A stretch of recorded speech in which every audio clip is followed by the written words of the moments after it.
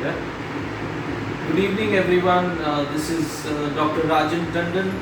I practice plastic and reconstructive surgery in Kolkata.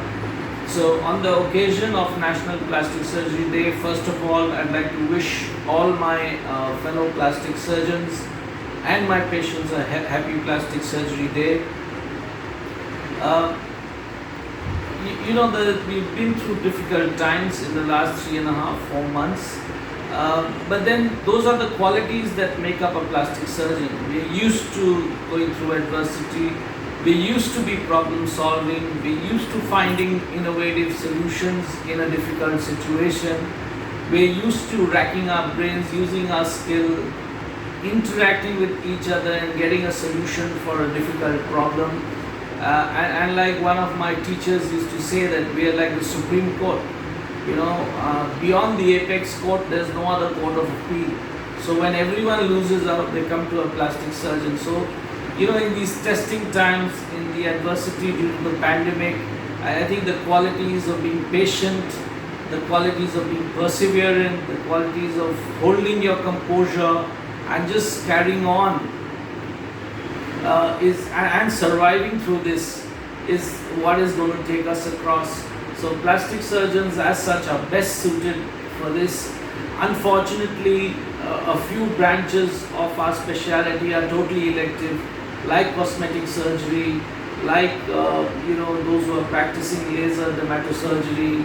A lot of hand surgery is also elective. There are several things that are elective, but those are actually few in number, and my heart goes out to my colleagues who do purely cosmetic practice, because there is very little work at present. However, this is a good time to improve on your skills, to improve in your knowledge, to have more innovative thinking, to try and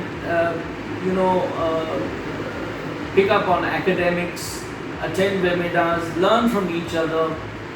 The exchange of ideas and the surfeit of webinars can be sickening at times, but that has also resulted in us learning a lot more than we could have learnt in our daily lives. So it's a good time to really pick up on academics and exchange ideas and think of how we can give better service when we are able to do our practice full-fledged. On the other hand, the people who are doing a lot of trauma reconstructions have started. Hand reconstruction has picked up. While I do a 50% reconstructive and cosmetic practice, what I feel is that there's more reconstructive happening now, less cosmetic. But I think it will pick up once the pandemic dies down and the number of affected individuals keep coming down. There's a lot of fear and paranoia among patients. So we've just got to hold on, and it's a difficult time, I understand, professionally, socially, as well as financially. But it's a time that we just have to allow time to heal, and time, we all know, is the best healer. So in these difficult times, I would say just hold on and just try and survive through these times, and not think too much, not get depressed, get some positivity into life, try to learn other things that we've been neglecting, like cooking, gardening, spending time with your children, maybe teaching your children, playing with them, things that we don't get the time to do in our daily lives, and perhaps we may not get to do after 2-3 months. So it's a good time to pick up on that and learn how to discover each other in the family. So it's a good time to do that. There are some aspects which have been very disturbing. The migrant crisis through the pandemic, people losing their livelihood, losing their jobs, they having to sell their cars and property to survive through this period. Those are very disturbing. But on the other hand, the Dil Se Seva program by the Gurdwaras and NDTV, 17 million meals fed alone by the master chef Vikas Khanna. So many people coming out and helping others. In Kolkata, we suffered the Amphan crisis in the middle of the pandemic in the second half of May.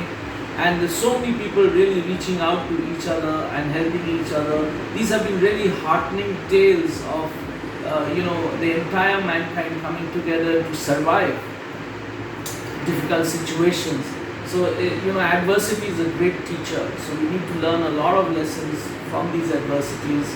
At the same time, I think it's easy to get depressed. It's not very difficult to get depressed, but if we just keep interacting with each other, which these webinars have enabled us to do, I think we all feel richer at the end of a good webinar. I think it's a great way to interact, and I hope that even when the pandemic gets over, we learn and learn such that we can perform better for better results in our patients and solve more difficult problems that come our way.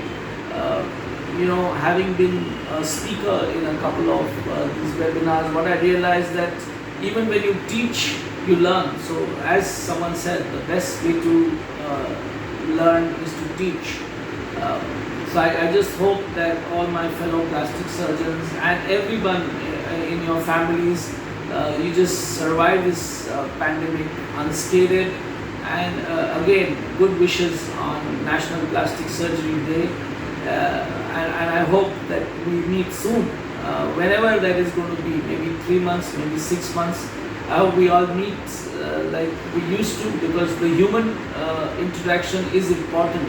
Apart from the fact that the web interactions have been great, they've been a great support, but there's nothing like meeting face to face and having a drink together. So long live plastic surgery, and happy Plastic Surgery Day once again. Thank you.